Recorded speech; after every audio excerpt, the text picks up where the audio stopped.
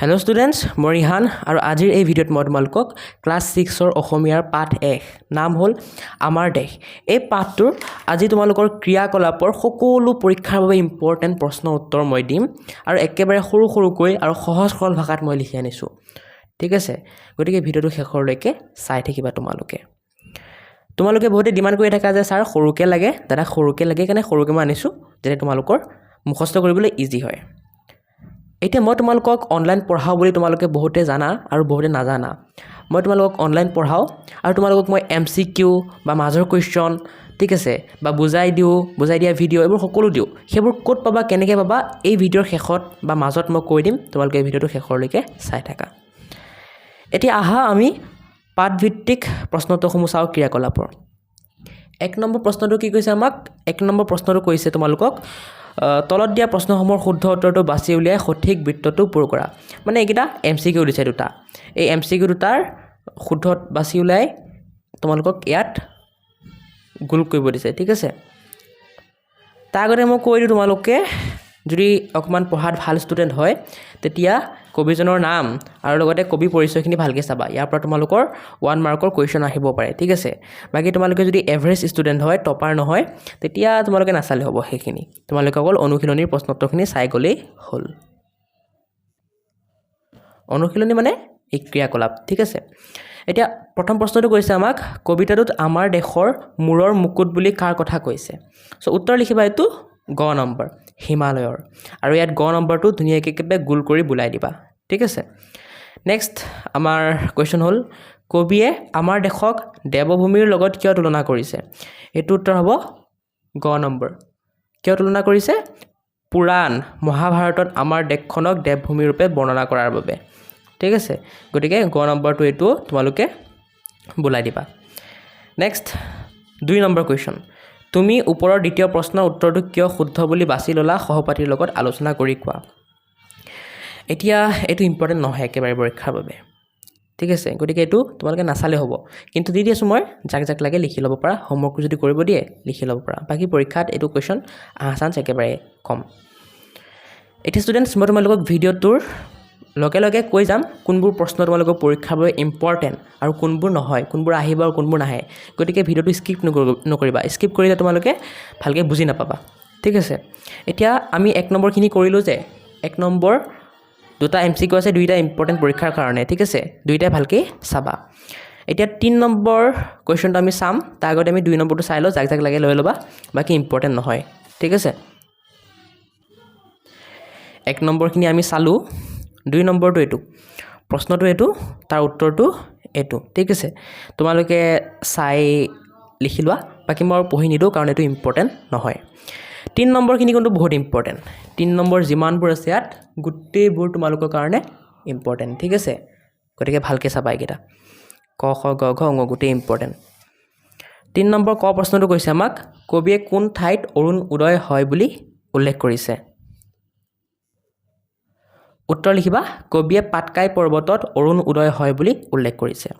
যাক ক নম্বৰ প্ৰশ্নটোৰ উত্তৰ সৰুকৈ লাগে সিহঁতে উত্তৰ লিখি পাটকাই পৰ্বতত লিখি দাৰি দি দিলেই হৈ যাব। আৰু যাক ডাঙৰকৈ লাগে এজ ইট ইজ লাগে সিহঁতে ছেম এনেকৈ লিখিবা, ঠিক আছে। টপাৰ ষ্টুডেণ্টবোৰে এজ ইট ইজ লিখা, আৰু যোনবোৰ এভাৰেজ মানে পঢ়াত ইমান এটা ভাল নহয়, তোমালোকে যেন তেনে পাছ কৰি আছা, সিহঁতে অকল সৰুটো লিখিলে হ'ব। খ নম্বৰ কবিয়ে অমৃত ধাৰা ক'ত বৈছে বুলি কৈছে? উত্তৰ লিখিবা কবিয়ে খাচীয়া পৰ্বতত অমৃত ধাৰা বৈছে বুলি কৈছে। যাক সৰুকৈ লাগে উত্তৰ বুলি লিখি খাচীয়া পৰ্বতত লিখি দাৰি দিলেই হৈ যাব। ষ্টুডেণ্টছ, বাহিৰত অকণমান মানে কাঠৰ কাম হৈ আছে, চ' অকণ যদি মাত চাত পাইছা বেকগ্ৰাউণ্ডত সেইটো ইগন'ৰ কৰিবা, ঠিক আছে। এইটো বেকগ্ৰাউণ্ড নইজ, আৰু কি কৰিব পাৰিম, বেলেগ কাৰোবাৰ ঘৰত মানে কাঠৰ কাম কৰি আছে, চ' মাতটো অকণ যদি আহিছে ইগন'ৰ কৰিবা। এতিয়া গ নম্বৰটো চোৱা। গ নম্বৰ কুৱেশ্যন কিহে অসমী আইৰ গাৰ জেউতি চৰায়? ঠিক আছে, উত্তৰ লিখিবা শুকুলা পাতৰ ৰিহা মেখেলাই অসমী আইৰ গাৰ জেউতি চৰায়, ঠিক আছে। ধুনীয়াকৈ গ নম্বৰৰ উত্তৰটো লিখি ল'বা। আৰু যাক সৰুকৈ লাগে উত্তৰ বুলি দি শুকুলা পাতৰ ৰিহা মেখেলাই লিখি দাৰি দিলেই হৈ যাব। ঘ দেৱভূমি বুলি কবিয়ে কোনখন ঠাইৰ কথা কৈছে? উত্তৰ লিখিবা দেৱভূমি বুলি কবিয়ে আমাৰ দেশ ভাৰতবৰ্ষৰ কথা কৈছে। যাক সৰুকৈ লাগে উত্তৰ বুলি লিখি আমাৰ দেশ ভাৰতবৰ্ষৰ বুলি লিখি দাৰি দিলেই হ'ল। নম্বৰ কবিয়ে অসমী আয়ে কিহৰ সাতসৰী পিন্ধা বুলি কৈছে উত্তৰ লিখিবা কবিয়ে অসমী আয়ে জান-জুৰিৰ সাতসৰী পিন্ধা বুলি কৈছে যাক সৰুকৈ লাগে উত্তৰ লিখি জান-জুৰিৰ লিখি দাই দিলে হ'ল সাতসৰী মানে বুজি পাইছা সাতসৰী মানে কিবা অলংকাৰ ঠিক আছে যেনেকৈ কাণফুলি নাকফুলি এনেকুৱা কিবা অলংকাৰ আৰু জান-জুৰি মানে নদ-নদী 4 নম্বৰ কবিয়ে আমাৰ দেশখনক কি কি কাৰণত স্বৰ্গতকৈও অধিক বুলি আলোচনা কৰি বহলাই লিখা সো এই প্ৰশ্নটোৰ উত্তৰ অকমান ডাঙৰ হয় সেইকাৰণে মই দুটা উত্তৰ লিখিছোঁ এটা সৰুকৈ যোনবোৰ এভাৰেজ ষ্টুডেণ্ট পঢ়াত ইমান ভাল নহয় সিহঁতৰ কাৰণে এইটো যোনে মানে অকল পাছ কৰিব বিচাৰি আছে আৰু যোনবোৰ টপাৰ হয় পঢ়াত বহুত ভাল 50 ভিতৰত 50 বা 100 ভিতৰত 100 এনেকৈ পোৱা বা 90 পোৱা 80 পোৱা এনেকুৱা সিহঁতৰ কাৰণে এইটো ঠিক আছে তোমালোকে চাই লিখি ল'বা সো ডাঙৰ উত্তৰটো মই পঢ়ি দি আছোঁ এইটো ডাঙৰ উত্তৰটো লিখিবা এনেকৈ কবিয়ে আমাৰ দেশক স্বৰ্গতকৈও অধিক শ্ৰেষ্ঠ বুলি কোৱাৰ মূল কাৰণবোৰ হ'ল 1 নম্বৰ প্ৰাকৃতিক সৌন্দৰ্য আমাৰ দেশৰ উত্তৰে হিমালয় পৰ্বত মুকুটৰ দৰে আছে ইয়াত 6 ঋতুৱে দেশ মাতৃক ধুনীয়া সাজ পিন্ধায় আৰু জান-জুৰিবোৰ সাতসৰীৰ দৰে শোভা বঢ়ায় 2 নম্বৰ পবিত্ৰতা পুৰাণ মহাভাৰতত আমাৰ দেশক দেৱভূমি বুলি উল্লেখ কৰা হৈছে বা কোৱা হৈছে লিখিলে হ'ল ই দেৱতা আৰু ঋষিমুনিৰ বাসস্থান 3 নম্বৰ ধন ধানত চহকী আমাৰ দেশখন ধনে ধানে গীতে মাতে আৰু ফুলে ফলে ভৰপূৰ ঠিক আছে এনেকৈ লিখিলেই হ'ব আৰু যাক সৰুকৈ লাগে এনেকৈ লিখিবা উত্তৰ দিবা দি পেলাই কবিয়ে আমাৰ দেশক স্বৰ্গতকৈ অধিক শ্ৰেষ্ঠ বুলি কোৱাৰ মূল কাৰণবোৰ হ'ল 1 নম্বৰ ই প্ৰাকৃতিক সৌন্দৰ্যৰে ভৰপূৰ 2 নম্বৰ ই প্ৰাকৃতিক সম্পদেৰে ভৰপূৰ 3 নম্বৰ পুৰাণ মহাভাৰতত আমাৰ দেশক দেৱভূমি বুলি কোৱা হৈছে এতিয়া আৰু শৰ্ট হৈ যাব যেতিয়া তোমালোকে গম পাবা যে এইখিনি আচলতে তোমালোকৰ প্ৰশ্নতে আছে ঠিক আছে ইয়াত প্ৰশ্নত চাই ল'ব পাৰা কবিয়ে আমাৰ দেশখনক কি কাৰণত স্বৰ্গতকৈ অধিক বুলি কৈছে আলোচনা কৰি বহলাই লিখা এইখিনি প্ৰশ্নতে তোমালোকৰ এইখিনি উত্তৰ সোমাই আছে তোমালোকে যদি অকণ মাথা লগোৱা তাপাই বনাই লিখিব পাৰিবা ঠিক আছে আৰু বাকি মেইন উত্তৰ এইখিনি মুখস্থ কৰিলে হ'ল এতিয়া 4 নম্বৰ হৈ গ'ল আমাৰ 3 নম্বৰখিনি বহুত ইম্পৰ্টেণ্ট পৰীক্ষাত অহাৰ কাৰণে আৰু 4 নম্বৰটো ইম্পৰ্টেণ্ট আছে পৰীক্ষাত আহিব পাৰে এতিয়া আমি 5 নম্বৰখিনি চাম 5 নম্বৰখিনি তোমালোকৰ ইম্পৰ্টেণ্ট আছে 5 নম্বৰ পৰীক্ষাত অহা চান্স খুবেই বেছি আছে সো 5 নম্বৰ আমাক কৈছে এই কবিতা ফাঁকি পঢ়িব দিছে পঢ়ি পেলাই এই ক খ গ প্ৰশ্নকেইটা উত্তৰ দিব দিছে সো আহা আমি এই প্ৰশ্নকেইটা উত্তৰ দিওঁ ক নম্বৰ কৈছে আমাক কলা চুলিতাৰি কোনে মেলে বুলি কৈছে উত্তৰ লিখিবা কলা চুলিতাৰি পাটকাই পৰ্বতে মেলে বুলি কৈছে ঠিক আছে আৰু যাক সৰুকৈ লাগে এই প্ৰশ্নটোৰ উত্তৰ বুলি দি পাটকাই পৰ্বতে লিখিলেই হৈ যাব খ নম্বৰ লুইতে কাৰ চৰণ দুখনি পখালি দিয়ে বুলি কৈছে উত্তৰ লিখিবা লুইতে অসমী আইৰ চৰণ দুখনি পখালি দিয়ে বুলি কৈছে যাক সৰুকৈ লাগে উত্তৰ বুলি লিখি অসমী আইৰ লিখি দাৰি দিলেই হৈ যাব গ নম্বৰ ৰিহাখনি বুলি কিহৰ কথা কৈছে উত্তৰ লিখিবা ৰিহাখনি বুলি লুইতৰ কথা কৈছে যাক সৰুকৈ লাগে গ নম্বৰ উত্তৰটো উত্তৰ বুলি লিখি লুইতৰ বুলি লিখি দাৰি দিলেই হৈ যাব ঠিক আছে এতিয়া ষ্টুডেণ্টছ মই যে তোমালোকক অনলাইন পঢ়োৱা কথা কৈছিলোঁ সেই অনলাইন মই মোৰ এটা এপ আছে সহায়ক লাৰ্ণিং হাব তাৰ জৰিয়তে পঢ়াওঁ তাত মই তোমালোকৰ সকলো ছাবজেক্ট অসমীয়া ইংৰাজী বিজ্ঞান এই সকলো ছাবজেক্টবোৰৰ তোমালোকৰ কি কৰোঁ মই নোটছ দিওঁ তোমালোকক MCQ নোটছ দিওঁ ঠিক আছে এতিয়া যি ক্ৰিয়াকলাপ বা এক্সাৰচাইজ বা অনুশীলনী সেইবোৰৰ নোটছ দিওঁ আৰু বুজাওঁ সো তোমালোকৰ প্ৰত্যেকটো ছাবজেক্টৰ মই তাত বেটচ বনাওঁ ঠিক আছে কিন্তু এতিয়া যেহেতু মোৰ অকণ টাইম কম থকাৰ কাৰণে মোৰ হাতত মই মোৰ পৰীক্ষাৰ কাৰণে পঢ়ি আছোঁ মোৰ কলেজত পৰীক্ষা আছে সেইকাৰণে তোমালোকৰ অকল ইংৰাজী ছাবজেক্টটোৰ মই বেটচ বনাইছোঁ ঠিক আছে এইটো অনলাইন টিউশ্যনৰ নিচিনা মানে যোনে মোৰ পৰা অনলাইন টিউশ্যন কৰিব বিচাৰা সিহঁতে গৈ মোৰ এপটো ডাউনলোড কৰি সেই 6 ইংৰাজী বুলি সাৰ্চ কৰিলে তোমালোকৰ ইংৰাজী বেটচটো পাই যাবা তাত তোমালোকে বুজাই দিয়া ভিডিঅ' MCQ ভিডিঅ' এইবোৰ সব পাবা ঠিক আছে MCQ নোটছ এইবোৰ সব পাবা কেনেকৈ এপটো ডাউনলোড কৰিবা কেনেকৈ বেটচ ল'বা মই বাৰু কৈ দিম তোমালোকৰ ভিডিঅ'টোৰ মাজতে মানে আৰু অকণ আগত কৈ দিম বাৰু চিন্তা নকৰিবা সেইটো কাৰণে কিন্তু বাকিবোৰ ছাবজেক্টৰ মই এতিয়া বেটচ লঞ্চ কৰিব পৰা নাই কাৰণ সময় কম আছে মোৰ ঠিক আছে সো এই ভিডিঅ'টো যদি আজিৰ পৰা এবছৰ পিছত চাই আছা আজি হ'ল তোমালোকৰ 6 এপ্ৰিল 2026 আজিৰ পৰা যদি এবছৰ বা দুবছৰ পিছত চাই আছা তেতিয়া তোমালোকৰ কি হ'ব তেতিয়া তোমালোকে অসমীয়া বা বাকি বেটচবোৰ পাবা ঠিক আছে আৰু ইংলিছ বেটচটো তোমালোকে ছাপোৰ্ট কৰা যদি ইংলিছ বেটচটোত বহুত ছাপোৰ্ট আহে বহুত মানুহে লয় তেতিয়াহে মই বাকিবোৰ লঞ্চ কৰিম আৰু তোমালোকে কৈ দিবা অসমীয়া মিডিয়াম নে তোমালোকে ইংলিছ মিডিয়াম তেতিয়া মই বুজি পাম কোনটো মিডিয়ামত বেটছ লঞ্চ কৰিলে বেছি ভাল হ'ব ঠিক আছে এতিয়া বৰ্তমান বুজাই দিয়া ভিডিঅ' দিব নোৱাৰিম তোমালোকক মই অসমীয়া বিজ্ঞান ঠিক আছে ইংলিছৰ বাহিৰে মানে বাকিবোৰ ছাবজেক্টৰ বুজাই দিয়া ভিডিঅ' দিব নোৱাৰিম কিন্তু নোটছখিনি পাবা এই নোটছখিনি মই দি দিম একেবাৰে কম পইচাত দিম তোমালোকে যদি নোটছখিনি লাগে এই নোটছখিনি বা MCQ লাগে MCQ নোটছ লাগে তেতিয়া পাই যাবা খালি বুজাই দিয়া ভিডিঅ'খিনি নাপাবা গতিকে তোমালোকে চেক আউট কৰিবলৈ নাপাহৰিবা ঠিক আছে সো বহুত বকবক কৰি দিলোঁ এতিয়া আহা প্ৰশ্নটোখিনি আকৌ চাওঁ 6 নম্বৰ আমাক কি কৈছে 6 নম্বৰ আমাক কৈছে ক অংশৰ লগত খ অংশ মিলাব দিছে ঠিক আছে মই ধুনীয়াকৈ মিলাই দিছোঁ চোৱা এটোৰ লগত এটো মিলিব পিছত এটোৰ লগত এটো মিলিব তলৰটো একেবাৰে ঠিক আছে আৰু এটোৰ লগত এই ওপৰটো মিলিব তোমালোকে চাই মিলাই ল'বা বাকি 6 নম্বৰটো পৰীক্ষাত অহা চান্স খুবেই কম আছে কাৰণ ইমান ডাঙৰ প্ৰশ্ন পৰীক্ষাত নিদিয়ে তোমালোকৰ এতিয়া 7 নম্বৰটো চাওঁ 7 নম্বৰ তোমালোকক কৈছে আমাৰ দেশ কবিতাটিত দেশ মাতৃৰ সৌন্দৰ্য বৃদ্ধিৰ তলত দিয়া উপাদানসমূহে কেনেদৰে অৰিহণা যোগায় তাৰ এখন তালিকা প্ৰস্তুত কৰা মানে এই বস্তুবোৰে কেনেকৈ দেশ মাতৃৰ সৌন্দৰ্যত অৰিহণা যোগায় ইয়াত লিখিব দিছে ঠিক আছে সো মই তোমালোকক লিখি আছোঁ তোমালোকে চাই লিখি ল'বা বাকি এইটো ইমান ইম্পৰ্টেণ্ট নহয় পৰীক্ষাৰ কাৰণে পৰীক্ষাত অহা চান্স খুবেই কম আছে সো তোমালোকক উত্তৰটো মই দেখাই দিছোঁ তোমালোকে চাই তোমালোকৰ কিতাপত বা বহীত য'তে লিখি ল'বা আৰু ঠিক আছে এতিয়া আমি ভাষা অধ্যয়নখিনি চাম ভাষা অধ্যয়নখিনি ইম্পৰ্টেণ্ট হয় ভাষা অধ্যয়নৰ 8 নম্বৰ প্ৰশ্নটো চাম 8 নম্বৰ প্ৰশ্ন কৈছে তোমালোকক তলত দিয়া শব্দবোৰৰ লগত ছন্দৰ মিল থকা শব্দৰে খালী ঠাই ঘৰবোৰ পূৰ কৰা মানে তোমালোকক ছন্দ মিলাব দিছে ৰাইমিং ৱৰ্ড ঠিক আছে মানে লাষ্টৰ উচ্চাৰণটো একে হ'ব লাগে যেনেকৈ বেশ কেশ দেশ এনেকৈ কি হ'ব শেষ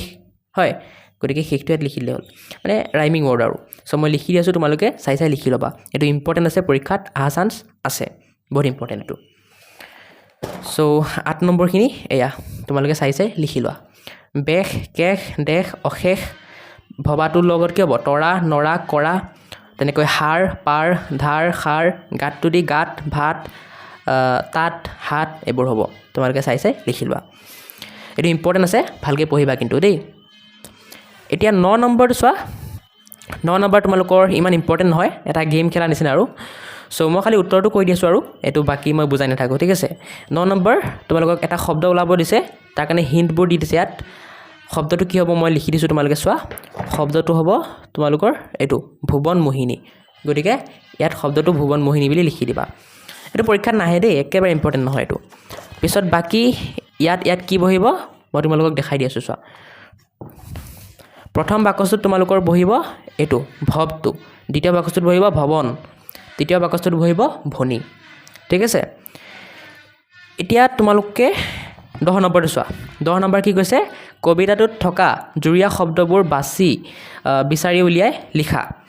জুৰীয়া শব্দ লিখিব দিছে সো এইটো উত্তৰ তোমালোকে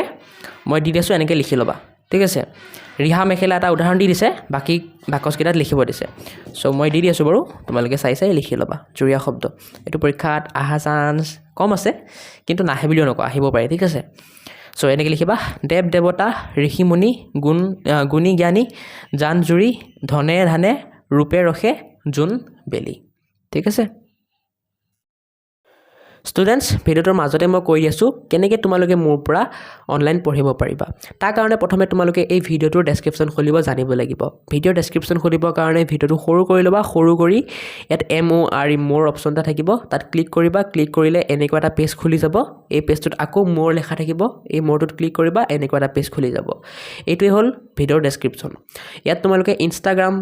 এটা পাবা ইনষ্টাগ্ৰামৰ লিংক এটা য'ত ক্লিক কৰিলে তোমালোকে মোৰ YourZYZ আছাম ইনষ্টাগ্ৰামটোত পাই যাবা মোক ফ'ল' কৰিবা আৰু তাত যদি কিবা ডাউট থাকে মোক সুধিব পাৰা তোমালোকৰ পঢ়াৰ ৰিলেটেড মই নিশ্চয় ৰিপ্লাই দিবলৈ চেষ্টা কৰিম একদম ফ্ৰী ইয়াত একো পইচা দিব নালাগে নেক্সট মোৰ এটা এপ আছে সহায়ক লাৰ্ণিং হাব বুলি সেই এপটো তোমালোকে প্লে ষ্ট'ৰত চাৰ্চ কৰি ডাউনলোড কৰিব পাৰা নহ'লে ইয়াত লিংক দিয়া আছে এপত ডাউনলোড কৰিব পাৰা সেই এপটোত মই তোমালোকক পঢ়াম তোমালোকৰ ইংৰাজী হওক বা যি ছাবজেক্ট আছে সেইবোৰ তোমালোকৰ মই এটা বেটছ লঞ্চ কৰিম আৰু তাত তোমালোকক সেই বেটছবোৰত মই পঢ়াম ঠিক আছে একদম মিনিমাল ফিজ বহুত কম টকাত পঢ়াম মই গতিকে তোমালোকে গৈ চেক আউট কৰিব পাৰা তাত মই তোমালোকক MCQ নোটছ বা মাজৰ কুৱেশ্যনৰ নোটছো দিম গতিকে চাব পাৰা ঠিক আছে এতিয়া তোমালোকে যদি নাজানা কেনেকৈ ডাউনলোড কৰিব লাগে এপটো কেনেকৈ ইউজ কৰিব লাগে তাৰ কাৰণে এটা টিউটৰিয়েল ভিডিঅ' দিছোঁ মই এই ভিডিঅ'ত ক্লিক কৰি তোমালোকে শিকিব পাৰা কেনেকৈ এপটো ইউজ কৰে ডাউনলোড কৰে এতিয়া তোমালোকৰ যদি পইচা নাই যদি ফ্ৰীতে পঢ়িব বিচাৰিছা তেতিয়া মই ইউটিউবতে বহুত ফ্ৰী ভিডিঅ' বনাই দিছোঁ তোমালোকৰ ক্লাছৰ কাৰণে যেনেকৈ অসমীয়া ইংৰাজী বিজ্ঞান সমাজ বিজ্ঞান গণিত আৰু সেইবোৰৰ লিংক ইয়াত দিয়া থাকিব ঠিক আছে যেনেকৈ ইংৰাজীৰ কাৰণে তোমালোকে যদি ইয়াত ক্লিক কৰা তোমালোকৰ ক্লাছৰ সকলো ইংৰাজী ভিডিঅ' পাই যাবা তেনেকৈ বাকীবোৰ দিয়া থাকিব গৈ পেলাই তোমালোকে চাব পাৰা আৰু মোৰ ছ'চিয়েল মিডিয়াৰ লিংকছ ইয়াত দিয়া আছে হোৱাটছআপ ইনষ্টাগ্ৰাম ফেচবুক ইয়াত ক্লিক কৰি পেলাই মোক ফ'ল' কৰি দিবা ঠিক আছে এতিয়া আমি 11 নম্বৰটো চাওঁ হা 11 নম্বৰ তোমালোকক কৈছে সমাৰ্থক শব্দ লিখা ঠিক আছে এইটো বহুত ইম্পৰ্টেণ্ট হয় সমাৰ্থক শব্দ লিখিব দিছে মই লিখি দিছোঁ তোমালোকক চোৱা অৰুণৰ কি হ'ব বেলি সূৰ্য গিৰিৰ কাৰণে কি হ'ব পৰ্বত পাহাৰ জননী কাৰণে কি হ'ব মা মাতৃ ভৱনৰ কাৰণে হ'ব পৃথিৱী জগত সাজৰ কাৰণে হ'ব পোচাক কাপোৰ ঠিক আছে তোমালোকে চাই ইয়াত ধুনীয়াকৈ লিখি ল'বা অ'কে এতিয়া 12 নম্বৰ বাক্য ৰচনা কৰাখিনিও বহুত ইম্পৰ্টেণ্ট পৰীক্ষাত আহে মই একেবাৰে সৰুকৈ আৰু সহজ সৰলভাৱে তোমালোকক বাক্য ৰচনাখিনি কৰি দিছোঁ তোমালোকে চাই লিখি লোৱা অপূৰ্ব দি বাক্য ৰচনা কৰিলে এইটো হ'ব আমাৰ দেশৰ প্ৰাকৃতিক শোভা অতি অপূৰ্ব মানে যি আগতে হোৱা নাই ঠিক আছে যি আগৰ পৰাই নাই সেইটো উদয় মানে পূব দিশত সূৰ্য উদয় হয় ঠিক আছে উদয় দি এইটো বাক্য ৰচনা হ'ব মনোহৰ দি বাক্য ৰচনা হ'ব বাগিচাৰ ফুলবোৰ দেখিবলৈ বৰ মনোহৰ মানে তোমালোকৰ সুন্দৰ ঠিক আছে দেখিবলৈ সুন্দৰ সেইটো জেউতি মানে উজ্জ্বল ঠিক আছে পোহৰ গতিকে জেউতি দি বাক্য ৰচনা কৰিলে হ'ব জোনাক নিশা জোনৰ জেউতি চাৰিওফালে বিয়পি পৰে চেনেহী মানে অতি মৰমৰ গতিকে এইটো দি বাক্য ৰচনা কৰিলে হ'ব আই আমাৰ চিৰ চেনেহী আলফুল মানে কি হয় একেবাৰে কোমল একেবাৰে সাৱধানে ল'ব লাগে ঠিক আছে গতিকে আলফুল দি বাক্য ৰচনা কৰিলে হ'ব সৰু কেঁচুৱাটোক আলফুলকৈ কোলাত ল'ব লাগে ঠিক আছে চ' লিখি ল'বা তোমালোকে আকৌ এবাৰ মই দেখাই দি আছোঁ মেচিনটোৱে বেয়াকেই দিগদাৰ কৰি আছে দেই ইমান শব্দ দি আছে উপায় নাই আৰু চোৱা লিখি ল'বা এতিয়া 13 নম্বৰ তোমালোকক কৈছে বিশেষণ আৰু বিশেষ্য পদৰ তালিকা মানে কবিতাটোৰ পৰা বিশেষণ শব্দ আৰু বিশেষ্য শব্দ লিখিব দিছে ইয়াত উদাহৰণ দি দিছে অপূৰ্ব আৰু সাজ তেনেকৈ বাকীবোৰ মই তোমালোকক লিখি দিছোঁ তোমালোকে চাই ল'বা তোমালোকে কলা চুলি শুকুলা পাত সুমধুৰ নাম চেনেহী আই সাতে খৰি আৰু সাৰ এনেকৈ লিখি ল'বা ঠিক আছে চাইছে বাকী ইম্পৰ্টেণ্ট বেছি নহয় এইটো নাহে বুলিও নকওঁ কিন্তু বেছি ইম্পৰ্টেণ্ট নহয়